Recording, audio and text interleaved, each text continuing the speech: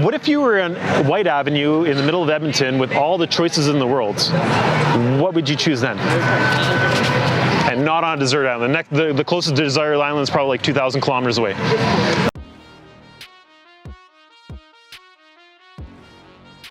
Who'd you have a conversation with? Somebody tonight, or? Yeah, someone tonight. Okay, and how did the conversation go for you? Oh, it went great actually. Yeah? Yeah. So you're not a vegan? No, I'm not vegan.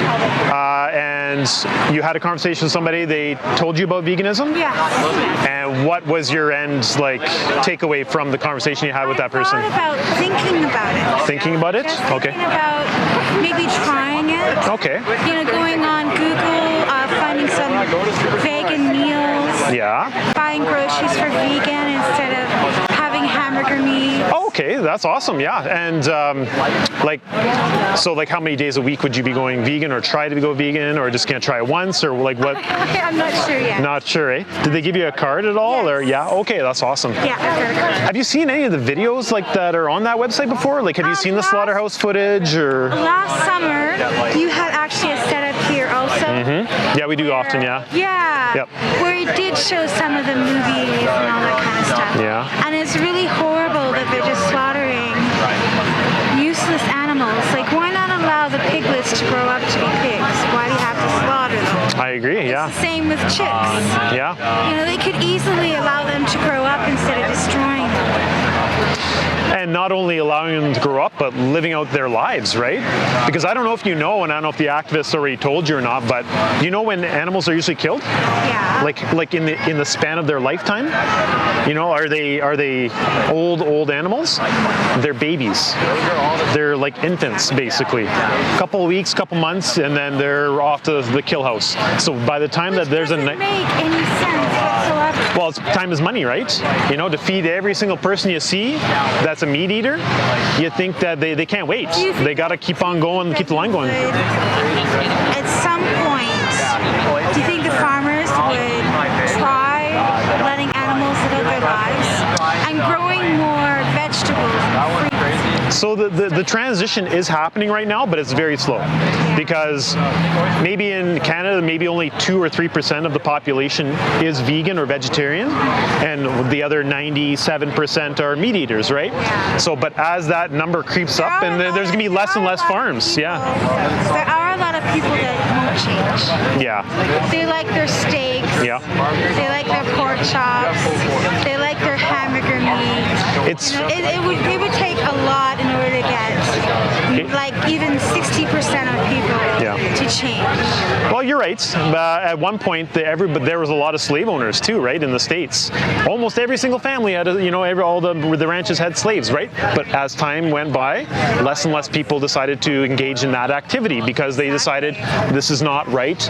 We need to stop this, and it didn't stop overnight, but slowly, year by year by year, more and more people got the message saying we can't do this anymore. So then nowadays it's like, would you ever imagine owning a slave? No. Right?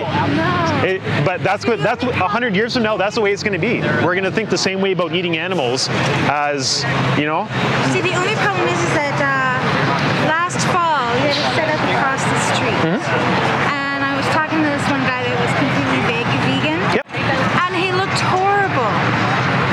He looked absolutely horrible. Okay. He just, his skin was pale white.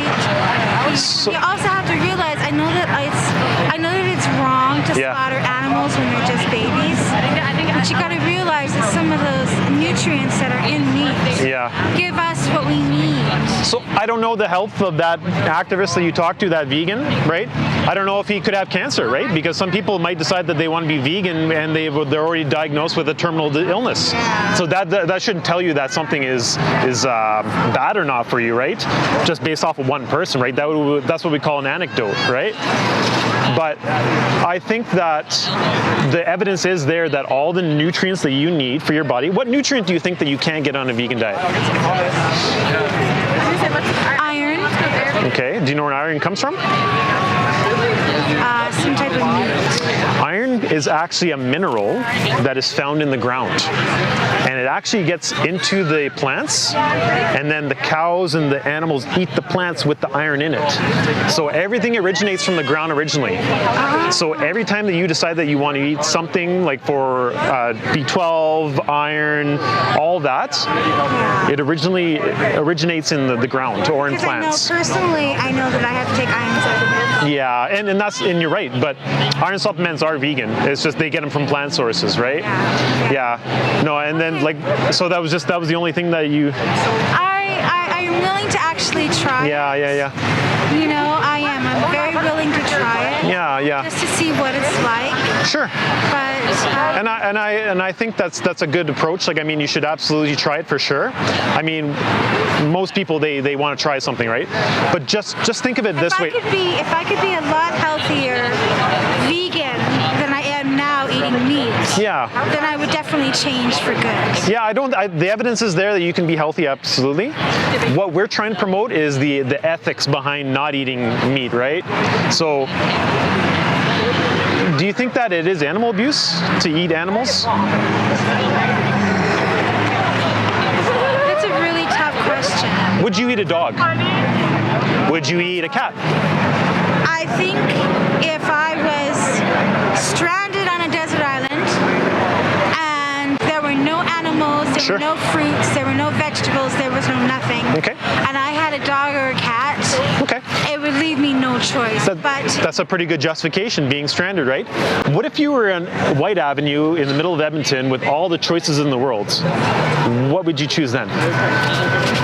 And not on a desert island. The closest desert island is probably like 2,000 kilometers away. What would you do then? I'd have to say I'd head to my favorite Saganese restaurant and get a Szechuan submarine. As long as they're the vegan ones, right? Because I mean, pretty much every restaurant has a vegan option nowadays. Oh yeah. And then you don't have to participate in that cruelty, those slaughterhouse footage. When you watch even pizzas. Oh yeah. Just take off the restaurants. Take off the cheese. Take off the meat. Yeah. Oh yeah. I don't know if I could give out my cheese. I don't know if I could give out my cheese. Is it your cheese or is that milk made for a calf? Because you know what the milk is made for, right? Do you think, so the dairy industry, I love talking about the dairy industry with people. Do you know what the dairy industry is? I believe it is exploitation. Because if you were to take a mother, a human mother, and hook her up to machines and take her milk, kill the baby, and then keep on raping her to get her to produce milk. Do you think that it's ethical, or do you think that we could never justify that? Oh, you could never justify that. So why are we doing the exact same things to cow mothers? Because that's what the dairy industry is. What I explained to you is the dairy industry. Instead of it being a human, it's now a cow. Okay, well, it was really great having the conversation with you. Okay. Okay, but I do have to go. No, and absolutely. Thank you for stopping to talk to me. I'll just leave you with one final saying. So, as long as you're not as long as you're not vegan, you're still contributing to a system that you can't justify. Okay. I suggest you watch the movies and come to your own conclusion. But I think I commend you for wanting to try veganism. I think you should be vegan. Okay. If you can't justify it, then you shouldn't be doing it, right? Maybe in a year or two, I'll be out here standing with you promoting. I would love that. Okay. Take care of yourself. What's your name? Good day. Oh, it's Marie. My name's Adam. Nice to meet you, Marie. Nice to meet you. Thanks for the awesome conversation. Okay, bye.